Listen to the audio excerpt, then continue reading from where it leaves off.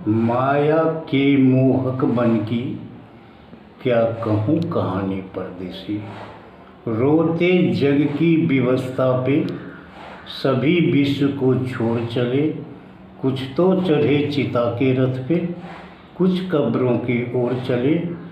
रुके न पल भर मित्र पुत्र, माता से नाता तोड़ चले।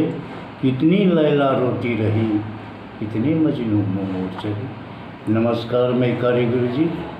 मैं जिस जगह में रहता हूँ उसके प्रांगण में यदा कदा कुछ विशिष्ट लोग बैठा करते हैं और आपस में कुछ बातें होती हैं। 2-3 दिन पहले मैंने भी बच्चे की पढ़ाई ख़त्म होने के बाद मैं भी उस जगह बैठा, तो एक शख्स ने बातें छेड़ दी कि जितने भी देवताओं हैं उसमें कृष्ण ही 16 कला से परिपूर्ण है।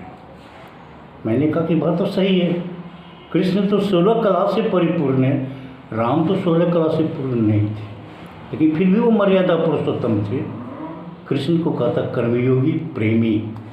जैसे ही उसने प्रेमी शब्द कहा तो मुझे थोड़ी सी आहट हुई। मैं उनकी बातों से सहमत नहीं था कि कृष्ण प्रेमी था। उसने प्रेम को कलंकित किया, हजारों गोपियों के साथ उसने रास रचाया, उसने प्रेम को कलंकित किया। वो घटिया प्रेमी कृष्ण है। इसी पर लोगों ने मेरे साथ बहस में छिड़ गए। तो मैंने कहा इतनी जल्दी आवेश में मत आइए, कुछ तर्कपूर्ण बातें हो। मैं नहीं कहा था कि आप मेरी बातों से आप सब सहमत होंगे। जो मैं समझता हूँ मैं आपकी भावना को आप लोगों के सामने रखता हूँ। हो सकता कि भले मेरी भावनाओं से आप सहमत हो या ना हो। कृष्ण और राधा का प्रेम बहुत अटूट था। किसी कारणवश कृष्ण मथुरा से द्वारिका गए तो उन्होंने वादा किया था कि कुछ दिनों के बाद मैं लौटूंगा। राधा उनकी राहें निहारती रह गई, लेकिन वो निर्मोही कृष्ण लौट के कभी नहीं आए। युग बीत गए, वो लोग अपने स्वर्ग को भी लौट गए, लेकिन फिर भी वो राधा से कभी नहीं मिल पाए। ये कैसा प्रेम? ये प्रेम का तो एक मजाक उन्होंने बना दिया। एक बार विचरण करते हुए स्वर्ग में कृष्ण और राधा आपस में मिले तो कृष्ण बहुत सकपका गए। अब मैं राधा को क्या जवाब दूंगा? तो राधा लेकिन मुस्कुराती रही। सामने में आके कृष्ण खड़े हो गए तो उन्होंने कुछ नहीं बोल पा रहे, तो उनकी जुबान लेकिन जिह्वा उनकी कट गई हो। तो राधा ने बोली, कहो द्वारकाधीश कैसे हो? तो कृष्ण ने कहा, मैं तुम्हारे लिए आज भी कान्हा हूँ, वही मथुरा का कान्हा हूँ। मैं द्वारकाधीश नहीं हूँ, तुम्हारे लिए वही हूँ। परिस्थितियाँ कुछ ऐसी बनी कि हम तुमसे मिल नहीं पाए, लेकिन मुझे आज भी जब कभी तुम्हारी याद आती है तो मेरी आंखों से आंसू छलक जाते हैं।